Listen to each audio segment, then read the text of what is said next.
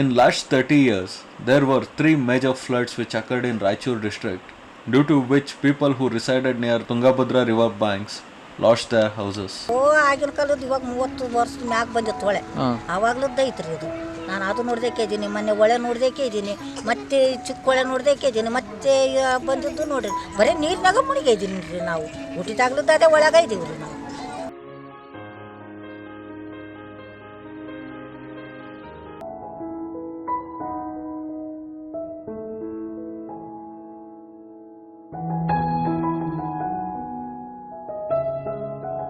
ಬಂದಿವ್ರಿ ಇದೇ ಸೆಪ್ಟೆಂಬರ್ ತಿಂಗಳಾಯ್ತು ರೀ.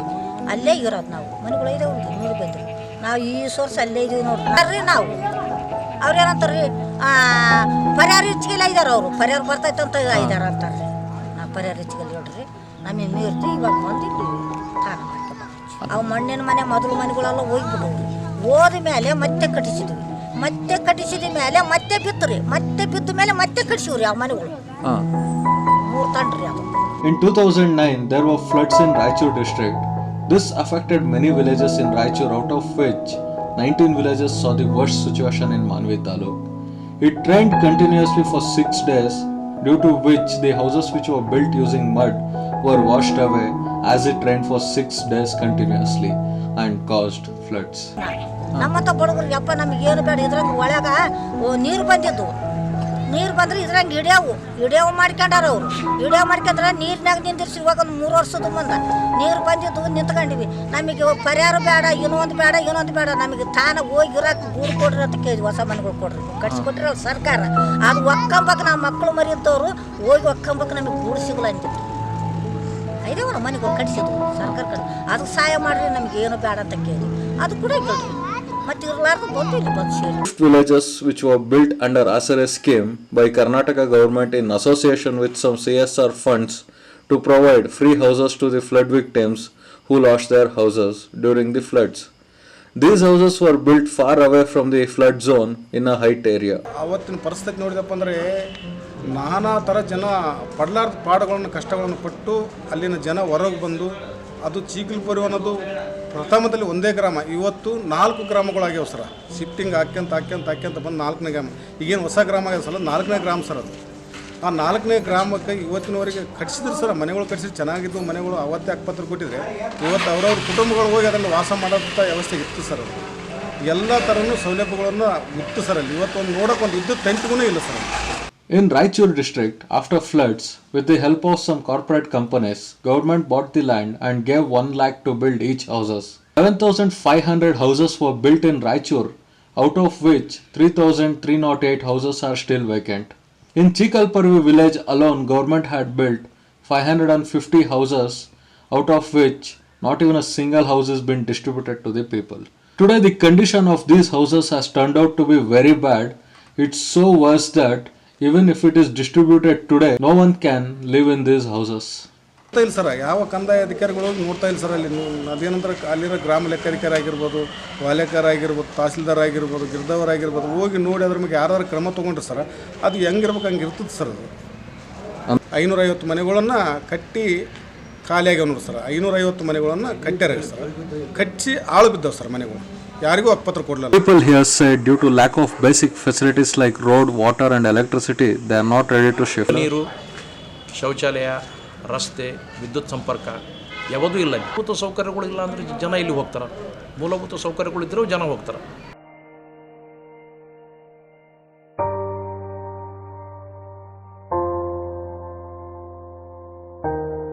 ಅಂತೇಳಿ ಇವತ್ತಿನವರೆಗೂ 3 ಸಲ ಸಭೆ ಮಾಡಿದರು. ತಹಸೀಲ್ದಾರ್ ಅಂಬರೀಷ್ ಬಿರಾದಾರ್ ಇರೋ ಕಾಲಕ್ಕೆ ತಹಸೀಲ್ದಾರ್ ಹೋಗಿ ಹಕ್ಕುಪತ್ರನ ಹಂಚ್ಬೇಕಂತೇಳಿ ಸಭೆಯನ್ನು ಮಾಡಿದರು. ಕೊನೆಗೆ ತಹಸೀಲ್ದಾರ್ ಯಾರಿಗೂ ಹಕ್ಕುಪತ್ರ ಕೊಡಲಿಲ್ಲ. ಹಕ್ಕುಪತ್ರನ ಪ್ರಿಂಟ್ ಹಾಕಿ ತಹಸೀಲ್ದಾರ್ ಹತ್ರ ಇಟ್ಕೊಂಡ್ರು. ಅದು ನೋಡೋಕೆ ಹೋದ ಮಾತ್ರ ಹೊಸ ಶಿಫ್ಟಿಂಗ್ ಏರಿಯಾ ಆಗ್ಯದ. ಇವತ್ತಿನವರೆಗೆ ಅಲ್ಲಿ ಯಾವ ಮನೆಗಳನ್ನೇ ಒಂದು ಅಂತನೇ ಇಲ್ಲ. ಒಂದು ಮನೆಯವ್ರು ಒಂದು ಕಿಟಕಿಲ್ಲ, ಬಾಗಿಲಿಲ್ಲ. ಸುಮಾರು ಕೋಟಿಗಟ್ಟಲೆ ಖರ್ಚು ಮಾಡಿ ಸರ್ಕಾರಕ್ಕೆ ವಂಚನೆ ಆಗ್ಯದ.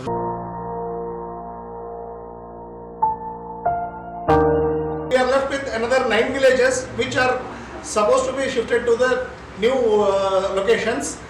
These have been not yet shifted because of there are certain problems in that, like there is no clear passage to walk to those places. People here say due to lack of basic facilities like road, water and electricity, they are not ready to shift. ಎಲ್ಲ ಹಳ್ಳಿಗಳಲ್ಲಷ್ಟೇ ಆಗಿದೆ, ಅಷ್ಟೇ ಆಗಿದೆ, ಇಲ್ಲಷ್ಟೇ ಆಗಿದೆ. ಕೆಲವೊಂದು ಎಡಿವಾಳಾಗ ಈಗ ಜನ ವಸತಿ ಮಾಡುತ್ತಿದ್ದಾರೆ, ಅವರಿಗೆ ಸ್ವಲ್ಪ ರಸ್ತೆ ಸಂಪರ್ಕ ಇದೆ, ಹಂಗಾಗಿ ಮಾಡುತ್ತಿದ್ದಾರೆ ಅವರು. ಈ ನಮ್ಮ ಮಾನ್ವಿ ತಾಲೂಕಿನಲ್ಲಿ 2-3 ಹಳ್ಳಿಗಳಲ್ಲಿ ರಸ್ತೆ ಸಂಪರ್ಕ ಸರಿಯಾಗಿಲ್ಲದ ಅಥವಾ ವಿದ್ಯುತ್ ಸರಿಯಾಗಿಲ್ಲದ, ಆಮೇಲೆ ಅಲ್ಲಿಗೆ ಬಸ್ ಹೋಗಂತ ವ್ಯವಸ್ಥೆ. Tildar says if people are ready to move in, we will try to solve the issue. People affected by the shifted villages are reluctant to shift to their new houses because they have a sentimental attachment with their old lands and house buildings in the old villages there. And secondly, Panchayat Raj department is still developing the old settlements and providing them basic amenities, electricity and other facilities, those which are easily accessible to the citizens, and this is one of the major reasons they are not ready to go to the new settlement areas.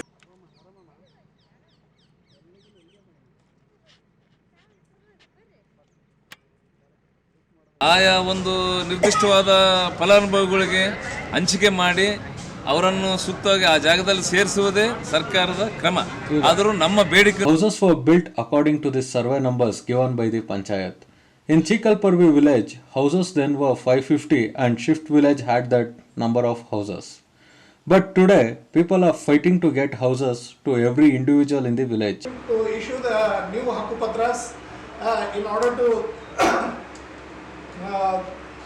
enable them to give a social security, that too based on the prevailing caste system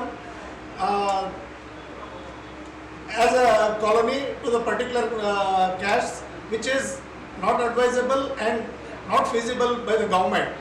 So if we are going to address these two issues with Gram Sabhas and convince the public, so we are able to achieve the target of shifting the new villages. ಅಂದರೆ ಯಾವುದೋ ಒಂದು ಯೋಜನೆಯಲ್ಲಿ ಹಾಕಿ ಈಗ already ತೊಗೊಂಡಿದ್ದಾರೆ, ಜಮೀನನ್ನು ತೊಗೊಂಡಿದ್ದಾರೆ, plantation ಮಾಡಿದರೆ plant ಆಗಿದ್ದಾವೆ, ಮನೆ ಕಟ್ಟಿದ್ದಾರೆ, ಬಿದ್ದು ಹೋಗಿದ್ದರಲ್ಲಿಂದ ಅದು ಯಾವುದೋ ಯೋಜನೆಯಲ್ಲಿ ಇಟ್ಕೊಂಡು ಆ ಮನೆ ಕಡಿಸಿಕೊಟ್ರೆ ಮುಂದಿನ ಅನಾಹುತಕ್ಕೆ ತೊಂದರೆ ಆಗಲ್ಲ. People are ready to move to their new settlements.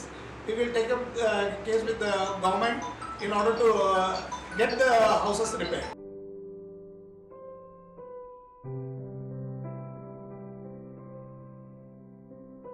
Here, the big gap is that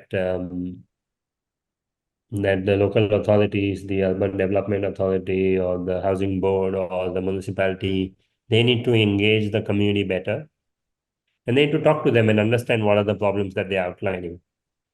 And if in response to that community engagement, if they show a plan saying, hey, based on the feedback we received, here are things I'm willing to do, here are things I'm willing to improve, then I imagine that people will be more willing to move to this housing project and have the housing development project advance.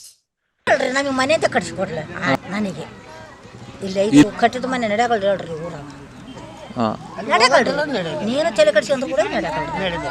ಹೊಸ ಮನೆಗಳು 500 ಮ್ಯಾಗಕ್ಕೆ ಅವು ನಡೆಯೋದಿಲ್ಲ, ಅವು ಆಗೋದಿಲ್ಲ. ಎಲ್ಲರೂ 500 ಮನೆ ಆದ್ಮೇಲೆ ಕಡಿಮೆ ಆದವ್ರು ನಾವೆಲ್ಲಿ ಇರ್ಬೇಕು ಅಂತ ಅದಕ್ಕೆ ನಿಂತ್ಬಿಟ್ಟು